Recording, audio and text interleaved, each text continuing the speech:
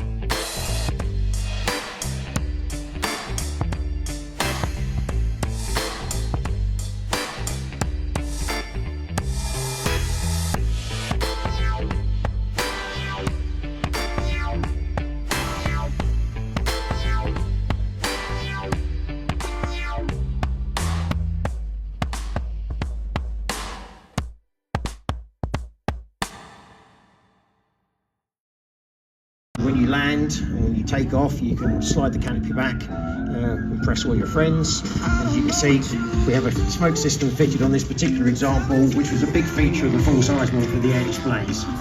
So it emits smoke into the exhaust system, and because of the heat of the exhaust, it will actually vaporise the smoke, and that's why we get this white trail. So you can hear how quiet this aeroplane is, so we can fly at any club sites in England, it's no problem at all, even at this size.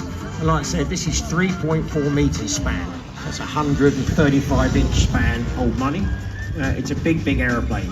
So you can see that Max has just deployed the flaps, which are huge. Like I said, there across the wing brake.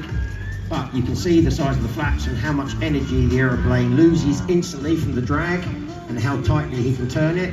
With the flaps down, the nose landing lights come on, and you can do turnaround aerobatic manoeuvres like you would do with the Funfly aeroplane, where it's flying incredibly slowly, but actually there's no chance of it stalling at all. And even there, where it's inverted, with the flaps down, it's not a problem at all. Just starting on the left-hand side are two of our aerobatic designs. This is the Extra 330 LX. This is a 2.6 metre span aerobatic aircraft based on Water Extra, a German guy's extra aircraft company.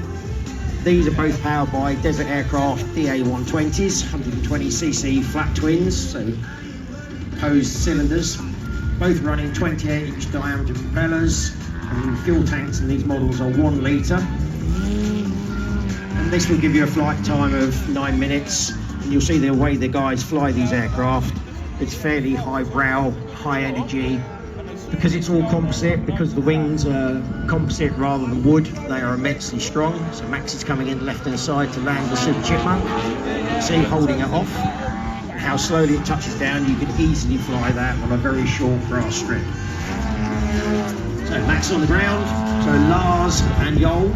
So Joel's come across for the first time from Germany to fly with us at Weston Park. He's flying the blue Extra, and Lars is flying the red Extra, pushes the overall weight up. And CARF offer this aircraft in all of the colour schemes you've ever seen an F4U Corsair in. So you can pick and choose. Again, if you look at it, it's got scale detail, it's got rivets, it's got panel lines that will take you hours and hours and hours to put in your aeroplane. They're all done in the factory in the mould. So the mould makers will spend hours doing it for you, and then you can pick the favourite colour scheme that you want. so you don't have to have the same one. So Lars is landing his edge roll on. And you can see he's still slide slipping it to lose the energy, and absolutely race for a touchdown. So the team fly all disciplines. So Lars is now working his way to changing model memory ready for the jet slot that I'll actually be flying in as well, as Max cruises around with the Corsair. So the flaps are now down to 100 mAh sails, and it will still give a 7-minute flight. I have a friend with one, and he's actually running double packs, so a little bit more weight on board, that can extend the flight time out to 8-9 minutes. So Andreas is taking off, holding up elevator to keep the tail down, lets the tail rise, gear going away. So at the moment, he's probably about 30 or 40% throttle opening. He's not using full power, he doesn't need it. He's got an enormous amount of power. It's a 4-bladed carbon fibre 30-inch prop again, with the pitch optimised for its electric setup. As Max comes in for a slow pass from the left-hand side with the Corsair. So if you look at the Dago Red Mustang, he's coming around, he's still flying, quite low energy, not too much power on at all. He's going to open the throttle in a second, pick up some speed, and you'll hear the tip speed of the propeller coming in, and you'll also see the vertical performance that we have with this electric aeroplane. Other than the prop, you don't hear anything at all. Pull the nose up, and it climbs, climbs, climbs, climbs. And if you imagine that as a full-size Mustang, that's the sort of performance you have, and this is electric powered. So it's not noisy, it's not dirty, you can go in any car, it's clean, it's ready to go. So just while they're flying, I'm going to switch on my jet, because I'm flying in this next slot. So Max is just landing with the Corsair. Main wheel landing, it's quite rough here at Weston Park.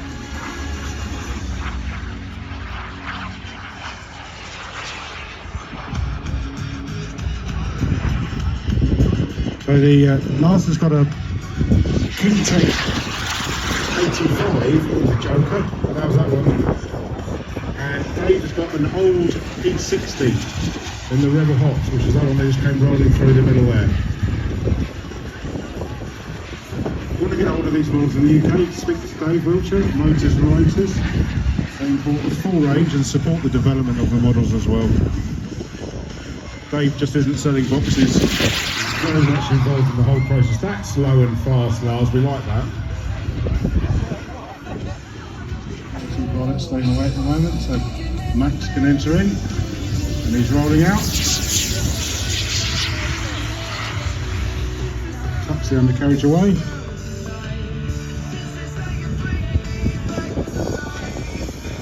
Meanwhile, perfect timing. Lars and Dave land. Lovely display for the smaller turbine model. Max having a solo slot now with his Diablo.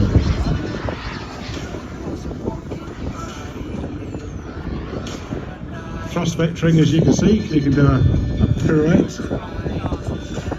Okay, Dave Wiltshire back on the mic again. So Max is coming in from the left-hand side with the Diablo. So the Diablo was the last sports jet that we introduced about 18 months ago. This is a full 3D jet. And by 3D we mean it has a thrust vector tailpipe. So right at the back of the fuselage there is a nozzle that's controlled by 2 servos, and this will pitch yaw left and right, up and down, and then any combination of that. But Max is just using the area of the fuselage to knife edge up the strip. See how low he is? Not particularly fast, so both the Diablo and its big brother the Mephisto, they'll knife edge relatively slowly compared to the last part of fuel out of the actual fuel tanks. And the situation that you just saw with the air bubble was the combination of emptying the fuel tank and re-emptying. But what Max just did there was not easy at all. He made it look easy, but it wasn't easy at all. And we knew it flamed out because of the puffy smoke that came out the back of the line. And as you can see, these are absolutely stunning scale aircraft. Well, that brings us to the end of this video. Hope you've enjoyed it. Make sure to subscribe to my channel to keep up to date on all the latest videos. And don't forget, it's free, so you have no excuse. Make sure to drop a comment in the video or drop me a message to let me know if you'd like to see anything else in my videos. And if you haven't already, follow the link tree either in my profile or usually in the description of the video that will take you to an online portal to access any of my other social media channels. I post a lot on Instagram, Facebook, TikTok, whatever it may be that you're on, I'm on it. So go on and follow it. As quite often my content varies from platform to platform. I don't often post the same stuff, so be sure to follow in them all. If you're on Facebook, be sure to check out the brand new RC Plane Guy Community Facebook group, which is a whole new space I've created primarily for you as the viewers, and to be able to interact with each other, comment, post your own photos and videos, share that experience and knowledge that's out there. I know there's so many different aspects of the hobby out there, and it's great to see everyone enjoying it and showcasing it for yourselves. So make sure you join the group and post some content, because it's great to see, and I really want to build that into a great place